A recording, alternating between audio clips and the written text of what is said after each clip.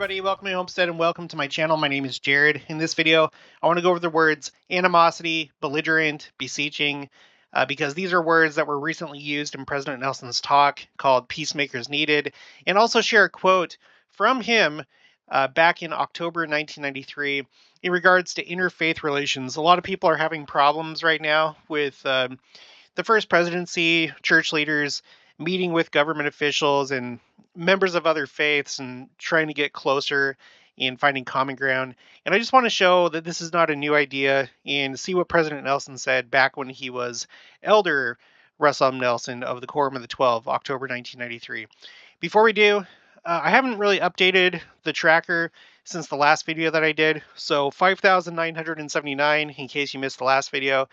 And so getting really close to 6,000 copies of the Book of Mormon shared, and 592 people that have joined the challenge, which is getting really close to 600. So keep it up, you guys. When you send me your information, just make sure to include hashtag flood or the word flood so I can easily find your comment, and make sure to keep it short. Okay, so first, let's start with this. This is from his talk called Combating Spiritual Drift, Our Global Pandemic. Which is really interesting that he would have a talk back when he was in the Quorum of the 12. 1993, a talk that includes the phrase global pandemic. Now, of course, he's a doctor, so I don't know, but was this like a little bit of foreshadowing unknowingly? I don't know. Okay, but what does he say? He says, moving now from the distinctive doctrines and tenets of the Church of Jesus Christ of Latter-day Saints, I would like to discuss areas in which faith groups may cooperate. Members of our church often join with other like-minded citizens, regardless of religious persuasion, in support of worthy causes and humanitarian projects. All right, so this is nothing new. It's not new. Okay, continuing. This can be done without losing independent identity and strength. And I think that is what a lot of people are worried about. Everyone knows there's secret combinations. They're trying to bring everything into one, including religions. And so there's a fear that, oh no, we're going along with the plan. No, we're not. We're not. Look what he says here. Regardless of religious persuasion, in support of worthy causes and humanitarian projects, this can be done without losing independent identity and strength. We are mindful of history's lesson that attempts of interfaith groups to unify through theological bending have not always been successful. Indeed, when divine doctrines are compromised to accommodate social pressures, religious institutions become no more relevant in their mission than other agencies of good intent. Now that's interesting because that is probably a page out of the playbook of secret combinations. Like, oh, just make them all kind of work together and do good things. And then in the minds of the people, they're just going to be like, oh, well, what's the big difference in the theological differences? Like, it's all the same thing. It's all good. All paths lead to heaven. He's noting that here. And our church is not stepping back from our theology, our doctrines, and everything that keeps us distinct. Okay. All right. Moving on. Where was I? Okay. At the same time, we should be models of tolerance of others whose sacred beliefs may differ from our own. We recognize that if one religion is persecuted, all are attacked. So that's something to think about. If one is persecuted, all are attacked. And remember, let's take a quick pause here before we finish this off. I've brought this up before. The church has a new interfaith section on the church website. So far, as of today, it looks like it's still just us and Muslims. Like, that's the only material that they have. That's what both of these two things have to do. This is the pamphlet called Muslims and Latter-day Saints, Beliefs, Values, and Lifestyles. And believe me, I think Muslims are going to become a really big deal at the beginning of the millennium. When Christ is here, there's not going to be any more restrictions. Because he's going to be the king. Well, missionaries will be able to go throughout the world without being impeded. And I think it's really important right now that we really understand Muslims and Islam so that we can more effectively reach out to those at the beginning of the millennium that will want to join the church, so we can understand where they're coming from. I really think that that's one of the main things behind this. In addition to just generally before the millennium, fostering peace, unity, and and stuff like that. Okay, so let's continue with the quote. We need to safeguard the proper relationships of religion to governments and to the people we serve. We are under obligation to take a strong stand on moral issues in order to preserve a wholesome and ethical environment. As religious leaders, our participation in the political process may be needed. As religious leaders, our participation in the political process may be needed to protect precious religious liberty. And hasn't that been all the talk recently? Religious freedom, right? Would it do any good if we lost our religious freedom? Think about that. Okay, continuing. This is particularly important in countries of the earth whose citizens of the earth whose citizens until recently have been deprived of freedom of religious expression and practice. Many of those nations are now shaping laws to allow freedoms that citizens of other countries have long enjoyed. These developing democracies deserve support. Selected humanitarian projects can be pursued independently or cooperatively. We can promote education regarding moral values, the arts, service to humanity, and the value of education itself. We can give encouragement for family life, knowing that patience, righteousness, and love will be rewarded with joy. So it's a really good quote. It's not a new idea. That's from 1993, and I'm sure I could find quotes that are older than that. And when I do, I'll add them to my spreadsheet here. This is my quotes A through Z spreadsheet under Interfaith Relations. This made me think of President Nelson's recent talk, Peacemakers Needed. And I want to go over this more. Now, I want to admit, I'm not the best. I'm not the best. I'm trying. We've had some hiccups over the last couple weeks, but I'm trying my best, and I'm going to recalibrate and see what I can do to be more peaceful and avoid contention. And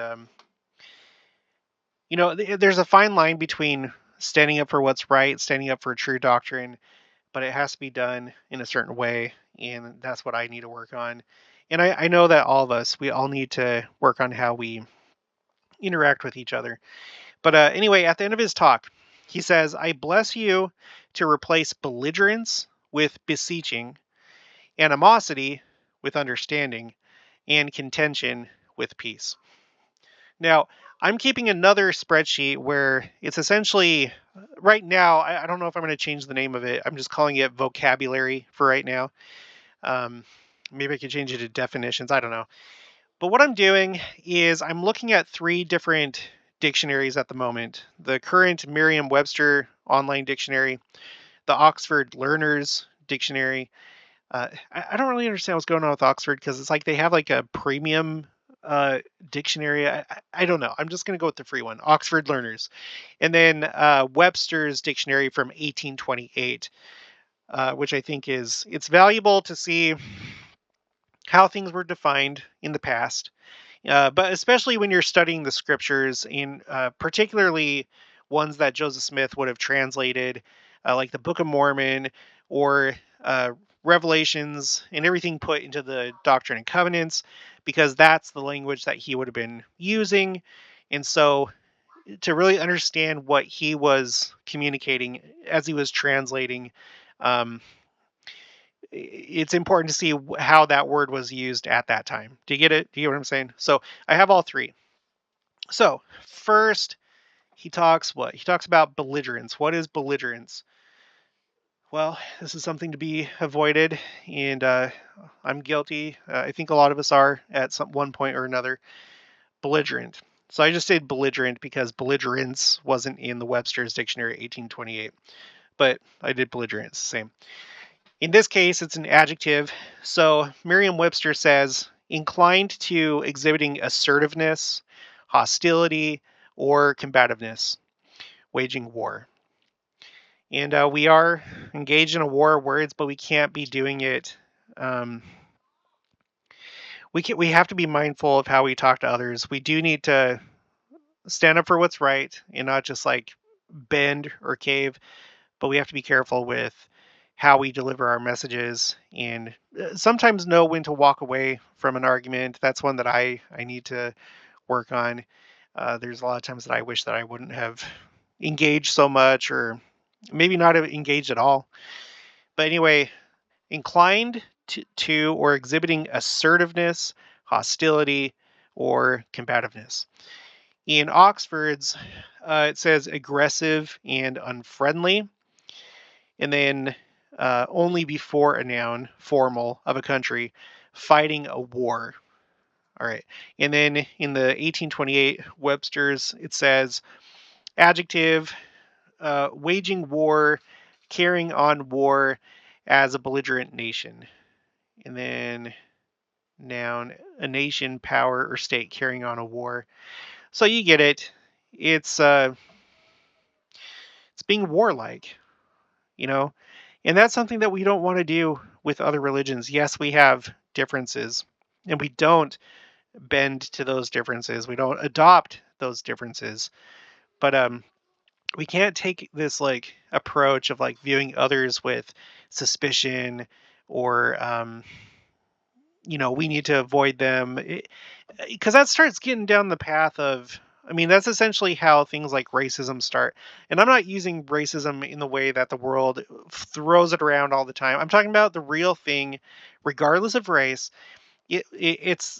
I've noticed that it kind of arises when you're just around your own people, essentially, and you don't really have much contact with others, and you purposely isolate yourself from them.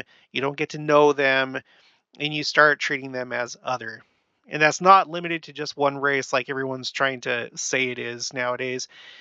This is for everybody. And it's not just race, it's a lot of different things. It's the black and white thinking, no pun intended, of, oh, I'm a man and you're a woman and men are better than women because da da da. There's that kind of thing. There's, oh, I'm from this state and you're from that state. And sorry, I know I talk about Kansas a lot, but I do, I have respect for the West. That's where I'm from. Okay, anyway, this is starting to, okay. So you know what I'm saying? Avoiding black and white thinking and finding common ground, seeing the gray where you can work together. Okay. The next thing he said, so replace belligerence, so that warlike attitude, with beseeching. And beseeching is, in Merriam-Webster, it's inclined to, or sorry, that's wrong. Expressing or marked by earnest pleading or entreaty. In Oxford, it says of a look, tone, or voice, etc., showing that you want something very much. So it's like, instead of being content to separate and hate each other, wanting to connect, wanting to see where you can work with each other and understand each other. And then Webster's 1828, beseeching, participle present tense and, of entreating. Okay, so replace the warlike stance with one where you really want to know that other person and love them and see where you can connect and work together. And then the last one, animosity. I mean, pretty much everyone should know what that is, but I still wanted to add it to my spreadsheet. So Merriam-Webster, noun, a strong feeling of dislike or hatred, ill will or resentment, tending toward active hostility and antagonistic attitude. All right. Oxford's, it says a strong feeling of opposition, anger, or hatred. Webster's has a lot more. It says violent hatred accompanied with active opposition, active enmity. Animosity differs from enmity, which may be secret and inactive. So it's kind of like a cold, well, not exactly a cold anger, but just like it says, like a secret or kind of like passive um, opposition and hatred. Okay. And it expresses a less criminal passion than malice. Animosity seeks to gain a cause or destroy an enemy or rival. from hatred or private interest. Malice seeks revenge for the sake of giving pain. Okay. Expresses less. Okay. So we got to avoid these things. I'm going to try and do better. We should all try and do better. It's a race, or it's a marathon, not a sprint. But this is something that we got to do. We got to do it with each other to become Zion, but we need to do it as much as possible with the world, without compromising our values and sticking to our covenants and keeping the commandments. It's a stabilizing force. Instead of introducing chaos and instability, it's introducing order and stability and calm and peace instead of war. It's easy to understand, but hopefully that helps somebody. It helps me. All right, that's going to be it for this one. If you haven't already, please make sure to subscribe, like this video if you liked it, leave your thoughts and opinions down in the comments below. Also make sure to share it, and I'll talk to you guys later.